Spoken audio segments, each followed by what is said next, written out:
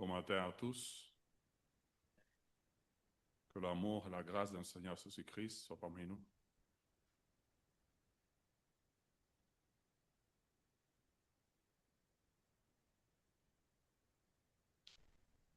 Alors, pour le message de ce matin, je vais vous parler de la volonté de notre Père Céleste. Comme on l'a vu dans le texte biblique, notre frère Nage nous a lu.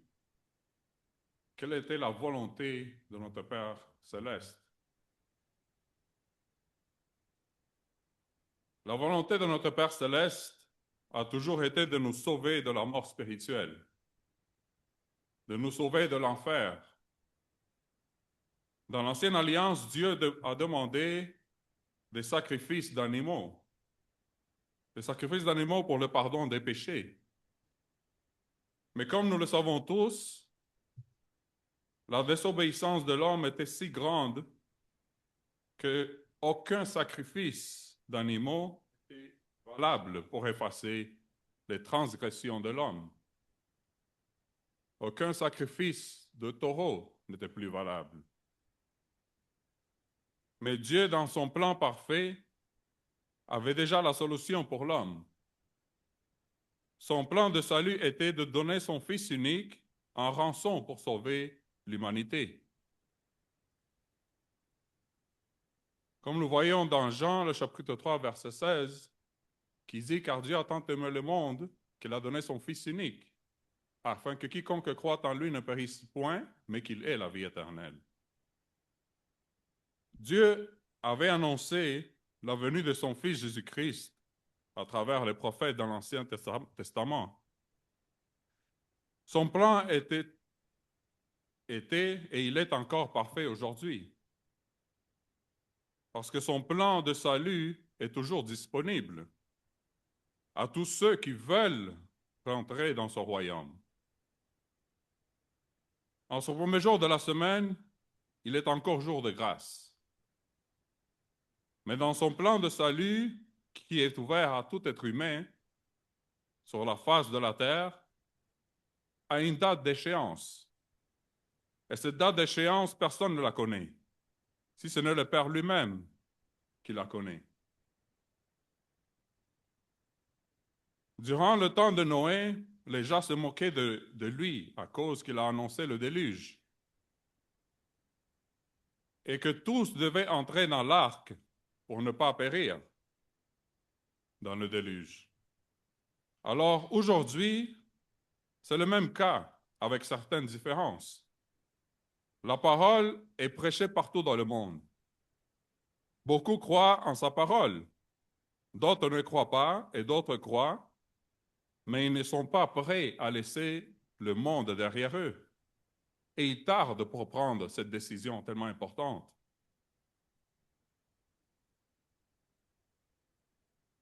Prions le Seigneur. Tendre Père d'amour, nous te remercions pour ce moment que tu nous accordes pour ce premier jour de la semaine, Père, où nous prêchons ta parole qui est la vérité, qui est la vie, Père, qui nous enseigne, qui nous instruit dans nos vies, Père. Bénis-nous tous ici présents, Père, et nous à faire ta volonté, Père. Nous te remercions pour cela. Au nom de ton Fils Jésus-Christ, nous en prions. Amen. Jésus, avant qu'il soit saisi par les soldats des Sanhédrins, était monté au pied du mont des Oliviers à Jérusalem, à Gethsémane. Gethsémane qui signifie pressoir à l'huile. Cela était sa coutume de se rendre dans ce lieu pour prier. Mais juste avant son arrestation, Jésus monta pour prier une dernière fois, selon la volonté du Père d'éloigner de lui cette coupe. Cette coupe qui est le poids des péchés de l'humanité entière, que Jésus devait porter pour nous.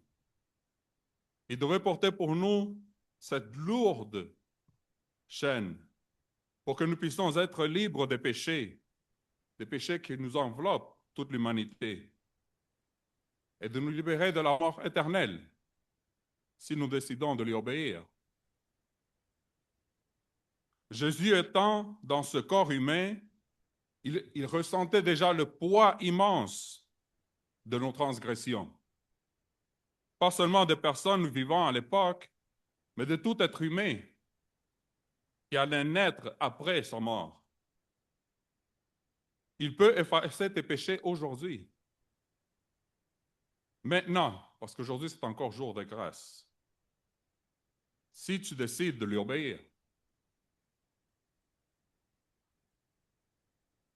Quand Jésus fut crucifié, depuis la 6e heure jusqu'à la 9e heure, il y eut de ténèbres sur toute la terre.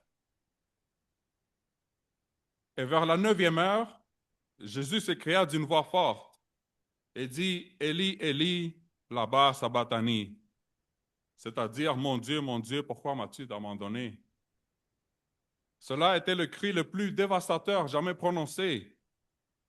À ce même instant, Dieu a couvert la terre en obscurité pendant que Jésus a porté le péché de toute l'humanité, de tout le monde. Dans 2 de Corinthiens, le chapitre 5, le verset 21 nous dit, « Celui qui n'a point connu le péché, il l'a fait devenir péché pour nous, afin que nous devenions en lui justice de Dieu. »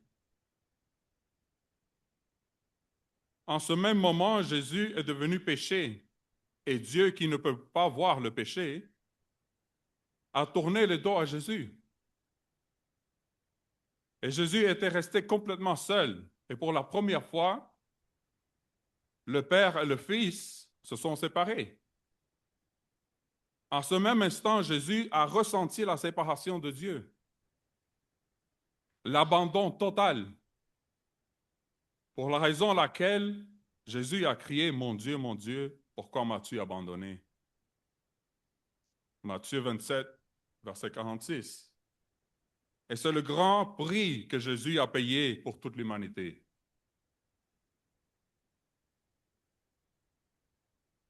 En Jean chapitre 19, le verset 30,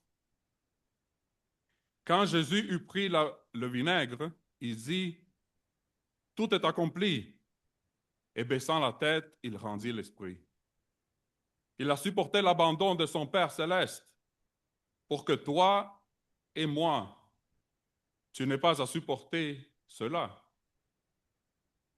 Le Christ sur la croix était le prix qu'il a payé pour que tout le monde soit sauvé.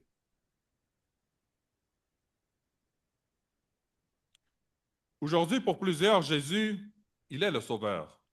Pour nous tous ici et pour plusieurs dans le monde, Jésus est le Sauveur. Il est le Rédempteur. Il est la clé pour le paradis. Mais pour d'autres, Jésus n'est qu'un simple homme. Le peuple juif à l'époque, ils attendaient le Messie. Le Messie qui leur avait été annoncé par les prophètes.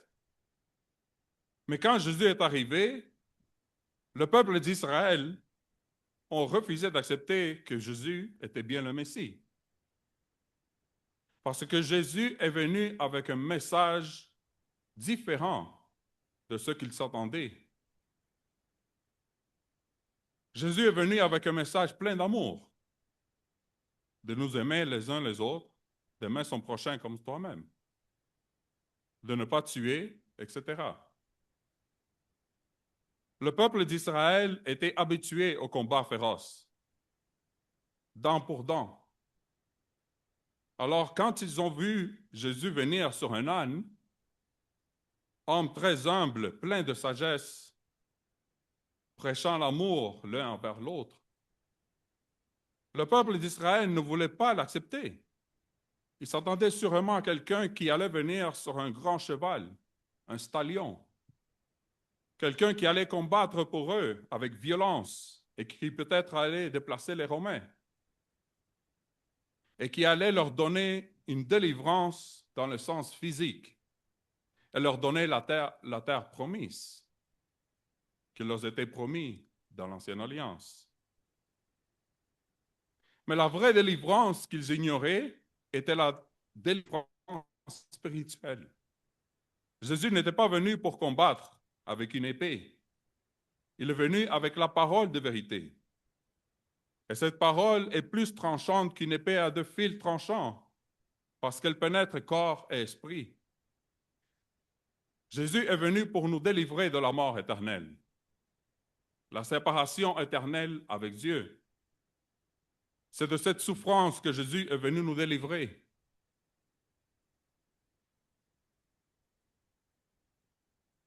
Si vous demeurez dans ma parole, vous êtes vraiment mes disciples. Vous connaîtrez la vérité et la vérité vous affranchira. Quiconque se livre au péché est esclave du péché. Si donc le Fils vous affranchit, vous serez réellement libre. Jean chapitre 8, verset 30. Jean chapitre 8, verset 30 à 36. Le plan de Dieu, c'est de nous emmener dans la vérité et dans la lumière. Or, nous savons que Jésus est la vérité et la lumière. Il est aussi la porte, celle de la grâce. Nous pouvons entrer, nous pouvons confesser, nous pouvons recevoir, être changés, délivrés et guéris, tout en son nom. Parce qu'il est le nom le Tout-Puissant. En lui, par son sang, nous sommes rachetés, pardonnés de nos fautes, conformément à la richesse de sa grâce. Éphésiens chapitre 1, verset 7.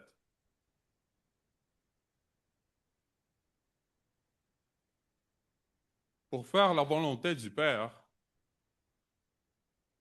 c'était la volonté du Père céleste d'envoyer son Fils unique pour nous racheter. Dieu veut que sa création soit sauvée. Dieu, dans son amour envers nous, veut qu'aucun périsse. Dieu ne veut pas que personne aille à l'enfer au jour du jugement.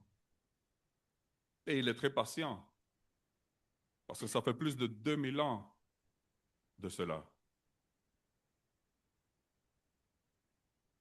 Mais il faut que nous lui obéissons. Il faut lui obéir. Il faut respecter ses ordonnances. Et cela est pareil pour tout le monde, sans exception. Je vous exhorte donc, frères, par les compassions de Dieu, à offrir vos corps comme un sacrifice vivant, saint, agréable à Dieu, ce qui sera de votre part un culte raisonnable. Ne vous conformez pas au siècle présent, mais soyez transformés par le renouvellement de l'intelligence, afin que vous discerniez quelle est la volonté de Dieu, ce qui est bon, agréable et parfait. Romains chapitre 12, 1 à 2. Le but de ce texte est que toute la vie devienne un culte spirituel. Le verset 1, offrir votre corps comme un sacrifice vivant, saint et qui plaise à Dieu, qui soit agréable à Dieu, ce sera là votre part, un culte spirituel, comme nous faisons en ce matin. Le but de toute vie, aux yeux de Dieu, est de pouvoir donner autant de valeur à Christ qu'il le mérite. Le culte implique que nous utilisions notre intelligence, notre cœur et notre corps pour exprimer combien Dieu a de la valeur pour nous et tout ce qu'il est en Jésus-Christ. Il y a une façon de vivre et d'aimer qui nous pousse à cela. Il y a une façon de faire notre travail qui exprime la véritable valeur de Dieu. Dans le verset 2, Paul exprime comment nous pouvons utiliser toute notre vie pour louer Dieu. Nous devons être transformés. C'est nous qui devons être transformés. Non seulement notre comportement extérieur, mais la façon dont tous ressentons les choses ainsi que notre manière de penser et d'utiliser notre intelligence. Laissez-vous transformer par le renouvellement de votre pensée. C'est pour ça que la parole dit, quand nous venons ici, d'adorer en esprit et en vérité. Nos pensées ne peuvent pas être ailleurs.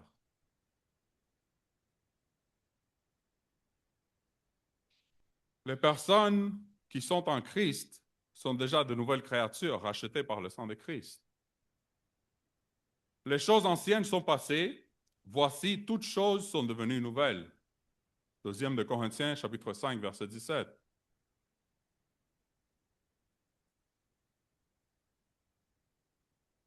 Faites disparaître le vieux levain, afin que vous soyez une pâte nouvelle, puisque vous êtes sans levain, car Christ, notre Pâque, est immolé. 1 de Corinthiens, chapitre 5, verset 7.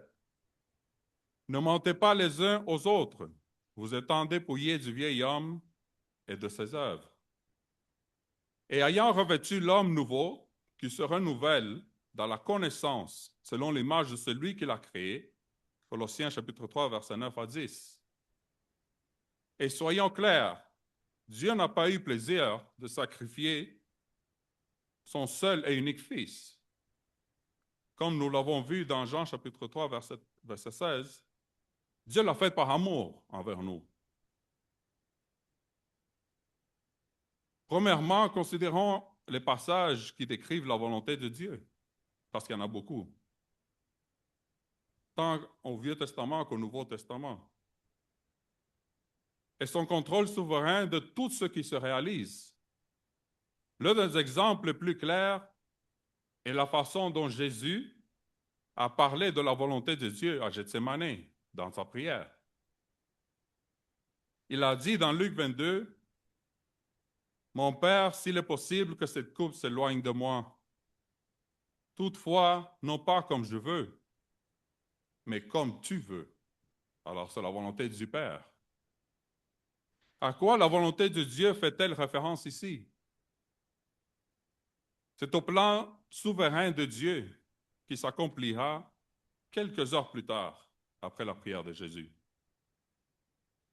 Souvenez-vous, comme dans Actes, le chapitre 4, le verset 27 à 28, exprime cela. Car en vérité, contre ton saint serviteur Jésus, à qui tu as donné l'onction, Hérode et Ponce Pilate se sont ligués dans cette ville avec les nations et avec le peuple d'Israël pour faire tout ce que ta main et ton conseil avaient déterminé d'avance. D'avance. Donc la volonté de Dieu était que Jésus meure. C'était ce qu'il avait planifié et décrété. Il n'y avait pas de changement possible et Jésus s'est incliné en disant, « Voici ma requête, mais fais ce qui est le mieux. » Il s'agit de la volonté souveraine du Père céleste.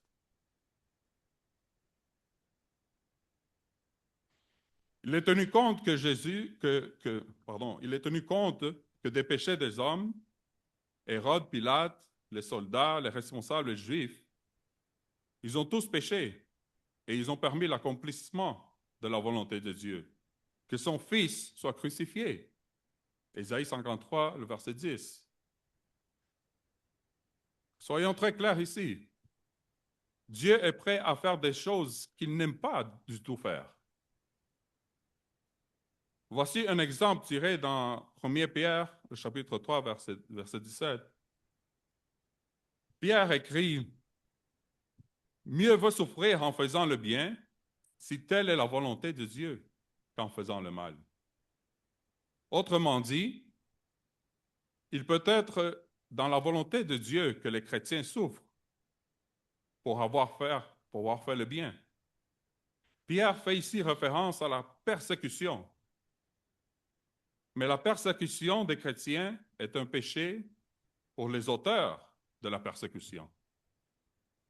Car les chrétiens ne méritent pas ce traitement. Donc Dieu permet parfois que certaines choses arrivent, y compris le péché. Mieux vaut souffrir en faisant le bien, si telle est la volonté de Dieu, qu'en faisant le mal. Paul résume cela dans Éphésiens, chapitre 1, verset 11. En lui, nous avons aussi été mis à part prédestinés selon le plan de celui qui opère tout selon la décision de sa volonté. La volonté de Dieu gouverne tout ce qui s'accomplit. De nombreux passages bibliques enseignent que Dieu règne sur l'univers jusque dans les plus petits détails de la nature et des décisions humaines.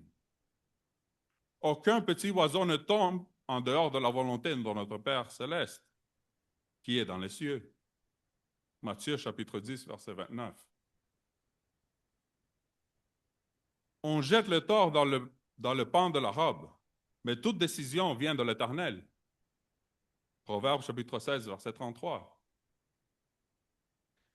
Les dispositions du cœur appartiennent à l'homme, mais la décision que formule la langue vient de l'Éternel.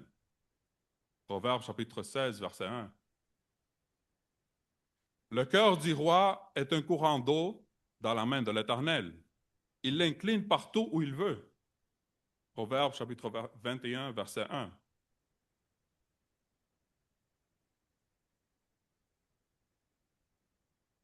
La volonté de Dieu et ses commandements.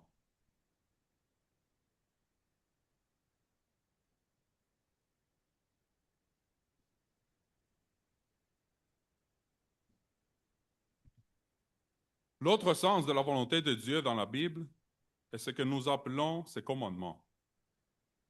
Dieu exprime sa volonté au travers des commandements qu'il nous donne.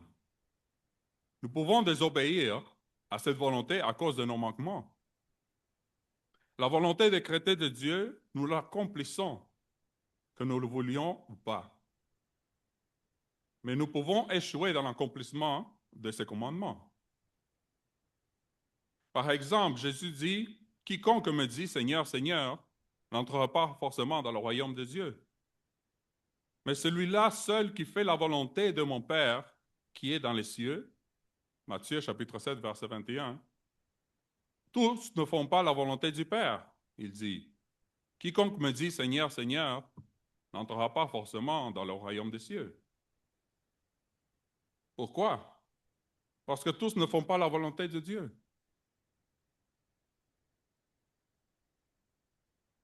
Paul dit dans 1 Thessaloniciens, le chapitre 4, verset 3, « Voici quelle est la volonté de Dieu, c'est que vous soyez saints et que vous vous gardiez de l'immoralité. » Nous savons ici un exemple spécifique de commandement de Dieu. La sainteté, la sanctification, la pureté sexuelle. Il s'agit de sa volonté et de ses commandements. Mais tant de chrétiens n'obéissent pas. Puis Paul dit dans 1 Thessaloniciens, le chapitre 5, verset 18, « Remerciez Dieu en toutes circonstances. Voilà ce que Dieu demande de vous dans votre vie avec Jésus-Christ. » Voici encore un aspect spécifique de sa volonté, exprimé par ses commandements. Remerciez Dieu en toutes circonstances, mais beaucoup n'obéissent pas à ce commandement. Un autre exemple dans 1 Jean, chapitre 2, verset 17, dit « Et le monde passe et sa convoitise aussi, mais celui qui fait la volonté de Dieu demeure éternellement. »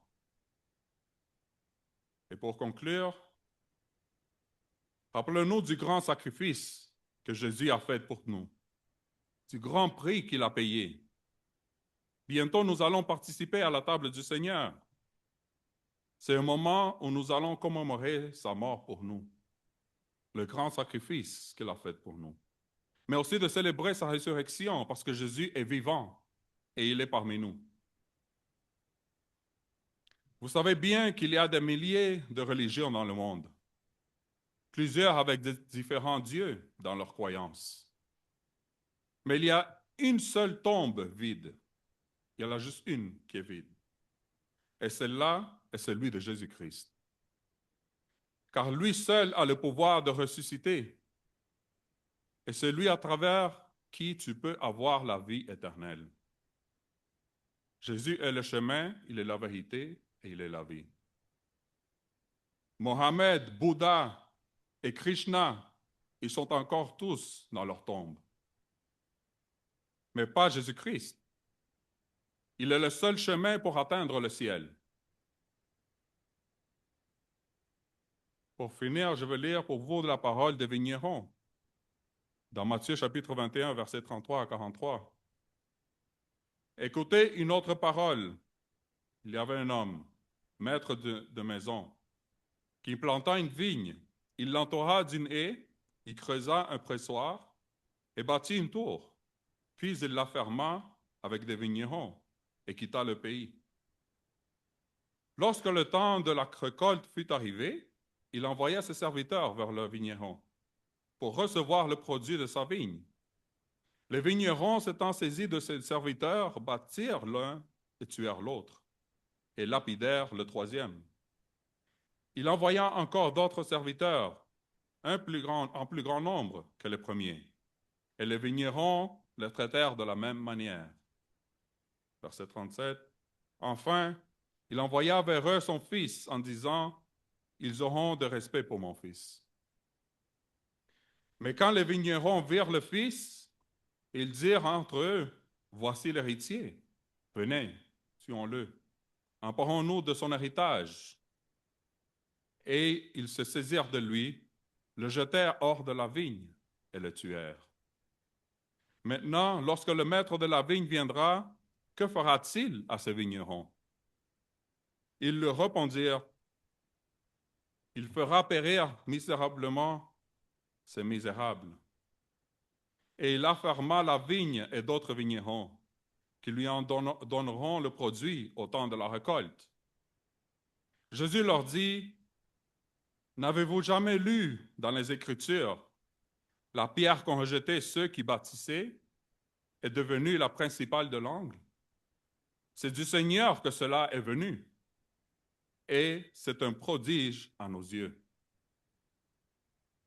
C'est pourquoi, je vous le dis, le royaume de Dieu vous sera enlevé et sera donné à une nation qui en rendra les fruits. »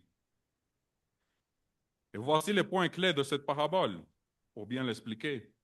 Le propriétaire de la vigne, Dieu a créé avec soin le peuple d'Israël, lui donnant tout pour prospérer.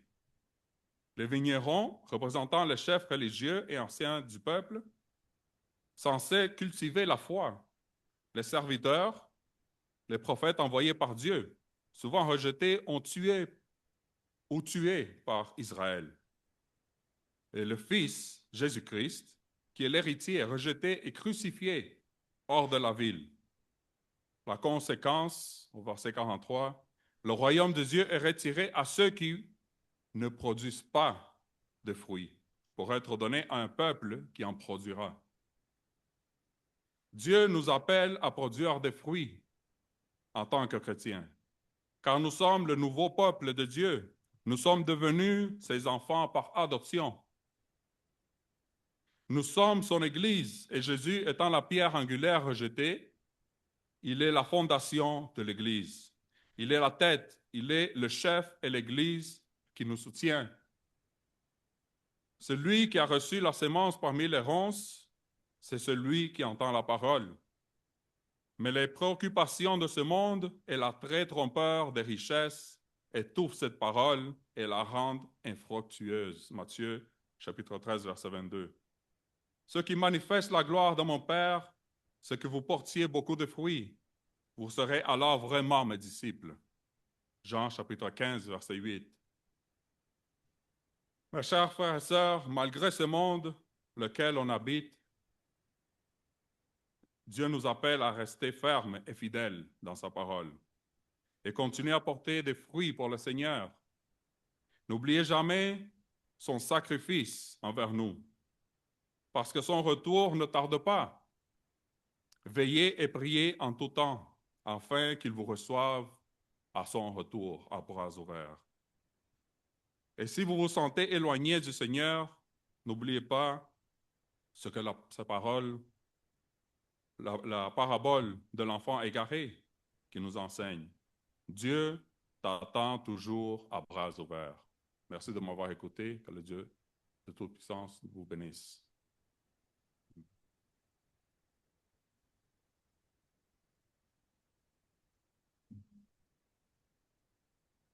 Nous avons entendu la parole et je pense que nous sommes tous édifiés. Et c'est le moment de l'appel. Chacun de nous doit faire l'introspection en nous-mêmes. Je demande à chacun de vous mettre debout pour qu'on puisse chanter ensemble le numéro 70, juste avant que notre frère Emmanuel nous conduise en prière. Cœur fatigué et lassé du péché, assez souffert, assez cherché, je puis donner la paix et le repos, me charger de vos fardeaux. Venez à lui, venez à Jésus, venez à Jésus aujourd'hui. Venez à lui, venez à Jésus, venez à Jésus aujourd'hui. Vous tous pécheurs condamnés par la loi, venez à moi, venez à moi. Vous recevrez en vos cœurs dès ce jour le pardon du Dieu d'amour. Venez à lui, venez à Jésus, venez à Jésus aujourd'hui. Venez à lui, venez à Jésus, venez à Jésus aujourd'hui. Vous qui souffrez par le mal asservi, soyez par moi tous affranchis. Oh, venez tous travailler et charger, et vous serez soulagés. Venez à lui, venez à Jésus, venez à Jésus aujourd'hui. Venez à lui, venez à Jésus, venez à Jésus aujourd'hui. Amen. Faisons place à notre frère Emmanuel Contreras pour la prière. Tendre Père d'amour, nous te remercions infiniment, Père, pour ta parole, pour ce moment que nous passons ensemble entre frères et sœurs. Nous te prions, Père, que tu nous aides à rester fidèles à toi, Père, à ta parole, à ta volonté que tu nous ordonnes à travers ta parole. Bénis-nous tous, Père, bénis chaque chrétien autour du monde, Père. Nous te remercions, Père, le reste de ce service, le reste de ce culte entre tes mains. Bénis les frères qui vont participer à la table du Seigneur, Père. Nous te remercions, Père, pour tout cela. C'est au nom de ton Fils Jésus qui a donné sa vie pour nous. Amen.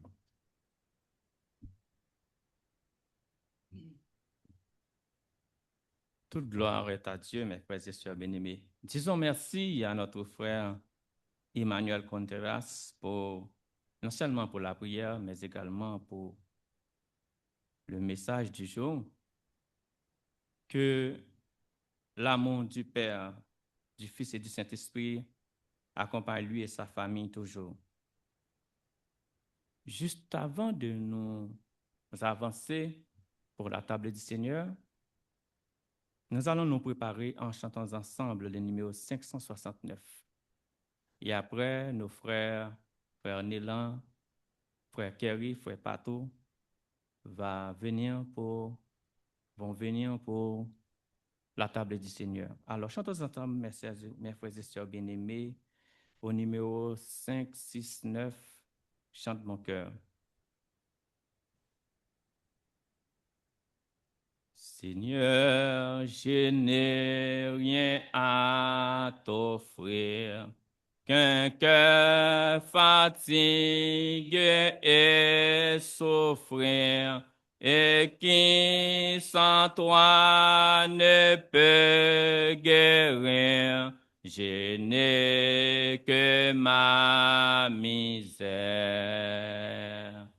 Prends-moi tel que je suis, sans vertu, sans appui,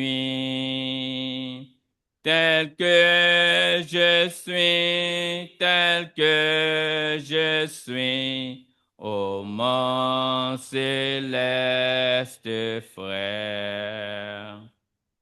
J'ai transgressé ta sainte loi, le péché vainqueur règne en moi, pour me présenter devant toi. Je n'ai que ma souillure. Prends-moi tel que je suis, sans vertu, sans appui, tel que je suis, tel que je suis. Oh, lavez mon âme impure. Il y a une erreur. Alors, on continue. Faible est ma chair, faible est mon cœur, pour repousser le tentateur. Ô mon divin libérateur,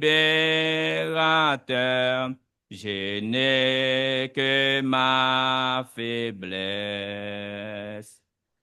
Prends-moi tel que je suis, sans vertu, sans appui, tel que je suis, tel que je suis. Subviens à ma détresse. Ton sang versé me blanchira. Ton Saint-Esprit m'affranchira. Ta richesse m'enrichira.